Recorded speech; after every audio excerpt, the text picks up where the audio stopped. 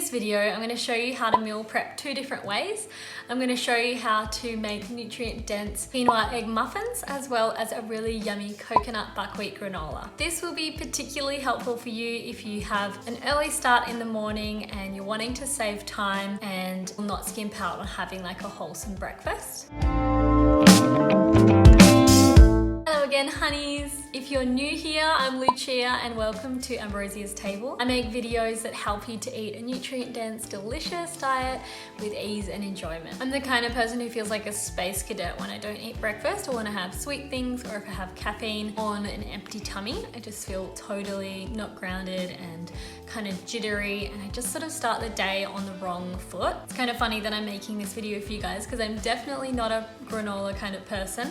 Definitely have my eggs, veg and toast type brekkie every morning. I'm lucky enough that I work from home and I don't have that time pressure in the morning. For those of you who do have to just leave the house ASAP, this will be particularly helpful. If I was a granola person, this is the exact granola that I would make. It is really easy on your tummy because it's made from activated nuts and seeds. It's actually grain-free because buckwheat is actually a pseudo grain. So I would actually eat this granola just kind of like a yummy, crunchy sprinkle to sprinkle on top of stewed fruit and have with a bit of yogurt and maple syrup. That's my kind of dessert or just like a yummy snack. There is about 20 grams of protein in these egg muffins, which is quite impressive when you consider the regular egg brekkie would have about 15 grams and it's pretty small.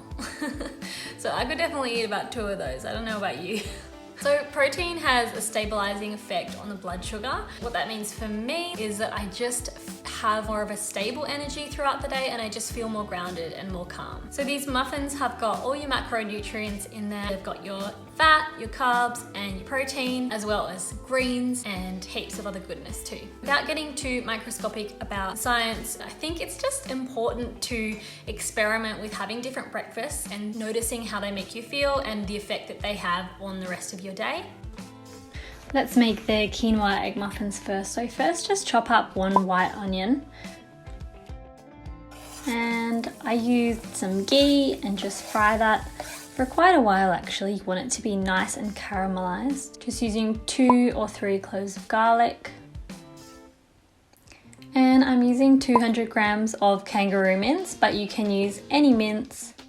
Or if you wanted to make it vegetarian, you could use tofu or something like that. Just adding some salt and pepper, some chili flakes, add a sprinkle of clove and nutmeg as well too if you feel like it. Okay, so just chopping up a couple of spring onions.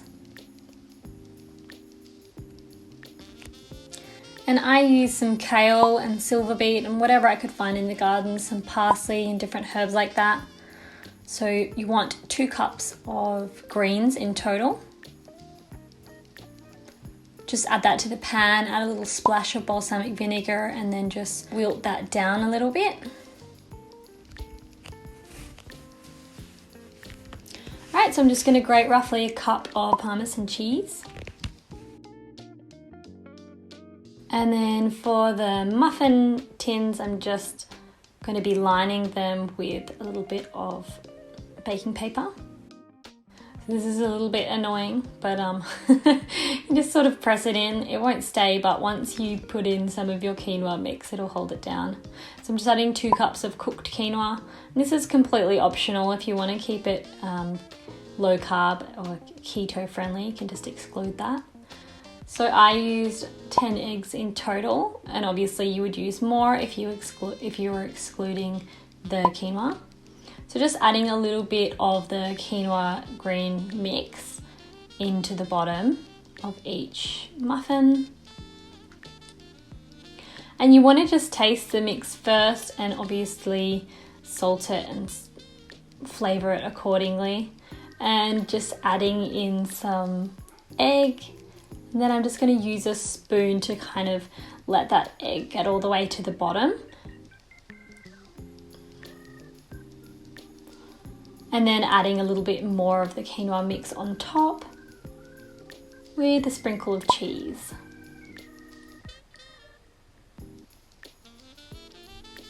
So just pop those into the oven at 180 for about half an hour or until they're golden. So here you go, you can take a screenshot of this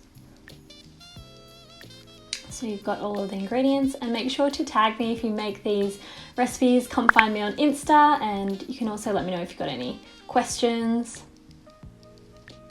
So there we go, delicious muffins. And these will last you at least a week's worth of brekkies. You can also freeze them. If I was going to freeze them, I'd just cut them in half and freeze them, and you can defrost them in the toaster. So there are plenty of different variations that you could make. I know that Downshiftology here on YouTube has some great ideas. She made zucchini and prosciutto, egg muffins, as well as broccoli, bacon and cheddar, kale and sausage, and goat's cheese, spring onion and tomato. So you can imagine that there's heaps of different variations. Actually, to these ones, if I made them again, I would probably add some jalapenos, olives, or capers, just something to add a little bit more flavor. I've just been adding some kimchi and avocado on top, and they taste delicious. Classic maneuver there by me. So let me know in the comments what flavor you would like to make, or if you have any improvements on mine. So let's move on to the granola. I tried a couple of different ways. So I tried to make soaked granola, and I actually preferred the dry variation, which was made with activated buckwheat. So we've got 1 cup of buckwheat, 1/4 cup of almonds, and 1/4 cup of macadamias, and 2 cups of coconut flakes. I would actually, rather than using the desiccated like I am here, I'd prefer the flakes, but we just didn't have them, so this works fine as well. So I'm just gelling up some chia seeds with some hot water, and you just want it to be nice and gloopy because that's going to act as a bit of a glue. And we're adding in some cardamom and cinnamon as well, and just spreading that out onto a sheet pan. And I was just doing that with my hands and sort of making sure that the heat can sort of penetrate evenly, and then you'll get those nice little crumbles. And so it's 30 minutes at an oven at 180 degrees Celsius. Halfway through, you just want to take it out of the oven and give it a bit of a stir. So I just waited till it cooled down completely before pouring it into a jar. Don't do what I did. So here's the recipe for you guys, so you can screenshot it, and feel free to share this with any friends or family who you think would enjoy this recipe as well. And there you go, you got a nice big jar of homemade granola. So I'm just going to share a little bonus recipe. I've just got some blood plums here that were frozen, and I've put them into the pan with some butter, and you could use fresh plums or even frozen berries as well. So just melting that down, and a lot of liquid will come out, and you're just going to keep it on the stove and add a splash of maple syrup until it becomes nice and syrupy like this. You'll know when it's finished because it will gel up like that, as you can see, become nice and thick. And this is a delicious, delicious, delicious thing to serve with yogurt and granola, and of course some more maple syrup as well. And I'm going to show you how to make this yogurt in next week's recipe. So homemade 24-hour fermented yogurt. Damn, look at that shine. And of course, added points for some nut butter.